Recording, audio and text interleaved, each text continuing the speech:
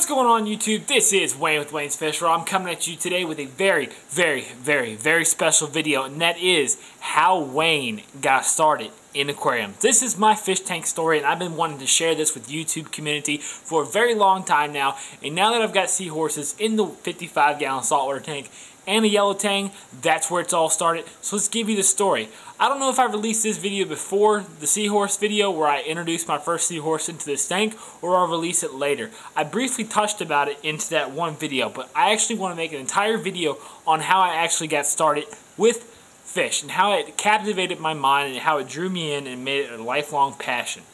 Alright, I have to go back from way before I was even born. My grandfather on my dad's side, his mother loved fish. She had it was either a 29 or a 55 or a 40, something along those lines. I was young, the tank looked huge, and it was big, but it looked gigantic when I was small. You guys remember that? When you were small and you saw a 10-gallon tank, it looked like a 125. Now you see a 10-gallon tank, it looks like a bowl. Then you get a 125 and you get that and it looks huge, and then 6 months later it looks like a 10-gallon. Anyways, she had a big tank, or medium-sized tank, with a yellow Hawaiian tang and a couple seahorses in there. She loved her seahorses and her yellow tang. And guess what? When I was very young, around 3 years old, 2 years old, 4 years old, before she died, when I was very young, I remember faintly in the back of my mind what that tank looked like. I remember the yellow Hawaiian tang. I remember the seahorses. And you know what? It captivated me. It drew me in, and it triggered something with me. And to think her passion of fish got passed down to me more than she could ever imagine. And I reached out to thousands of people on YouTube, maybe millions of people on YouTube. And now my knowledge over the years I've accumulated, I've given back, and I've learned with the community, and I've grown with the community, and the community has grown with me. And all that knowledge I've gained, I've gave it back, and I haven't even scratched the surface of my knowledge. I would get down to the smallest details, but nobody's going to stick around for that on a YouTube video. But that's where it all started with me, guys. When I was very young, my great-grandmother had a couple seahorses and a yellow Hawaiian tang. Then my next memory with aquariums is I went to a, Baltimore aquarium, and I can faintly remember that, and I remember dolphins splashing and stuff, and something triggered. Then I walked into a pet store. Big shout out to you guys over there at the pet store. I walked into a pet store that's been through many changes and tribulations through its journey. Back then it was called Scales and Nails. Scales and Nails had two displays right when you walked in. One was a planet tank. I remember the clown loach in there and a couple plants, and it was awesome. There was a big clown loach. It was probably only 5 inches, but back then that was a huge fish. And then it had a 125 with a full-grown, show-size yellow Hawaiian tang. And that was a couple years after, my great-grandmother died. This is probably when I was about, 6 or 7 years old.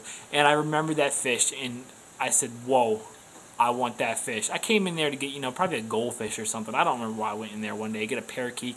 That's what it was. I went to get a parakeet. It was, what was his name? Shit.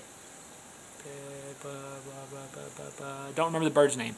Anyways, I went in there to get a parakeet, and I remember seeing the yellow Hawaiian tang in the 125, and I said, whoa, I want that fish. I know that's a saltwater fish, and it's way beyond my limit, but I will learn everything about freshwater that I need to learn to get into saltwater.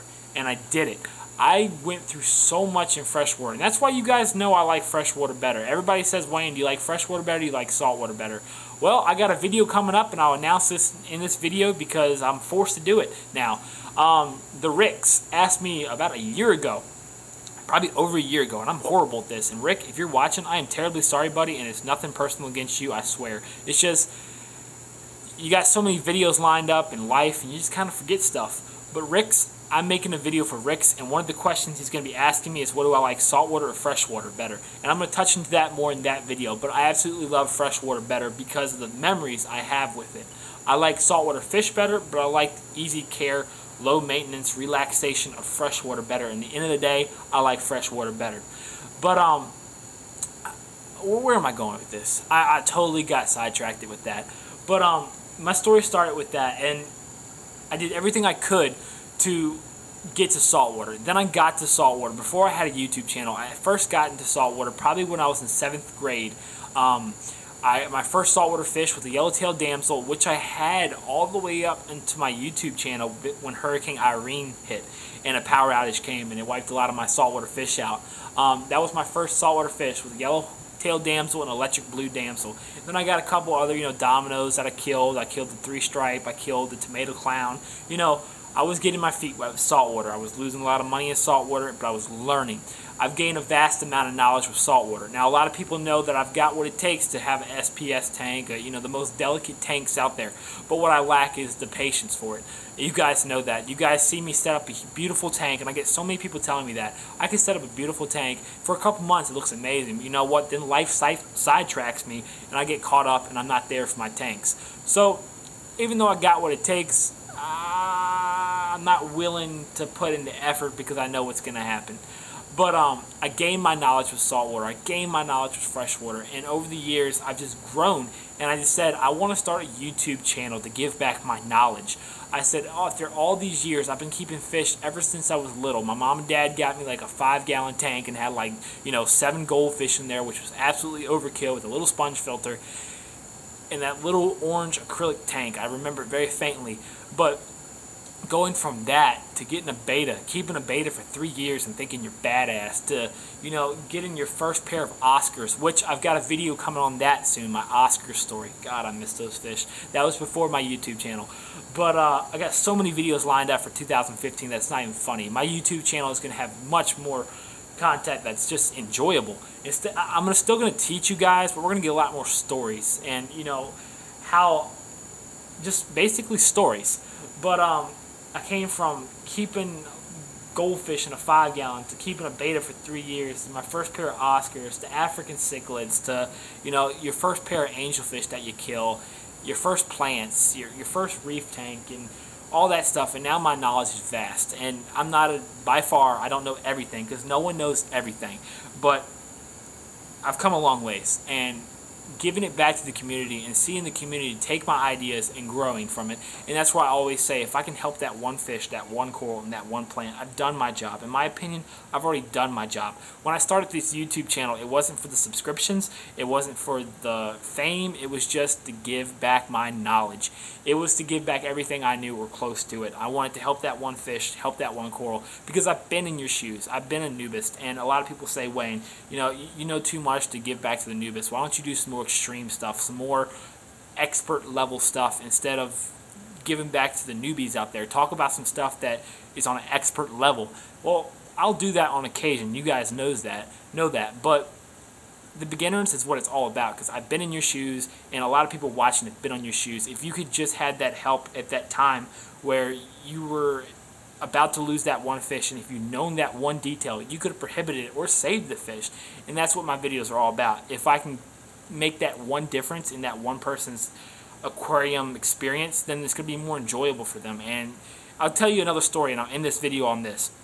When I was young in middle school, I gave up fish for about 2 years, maybe. Right before my saltwater, I gave up fish for about 2 years.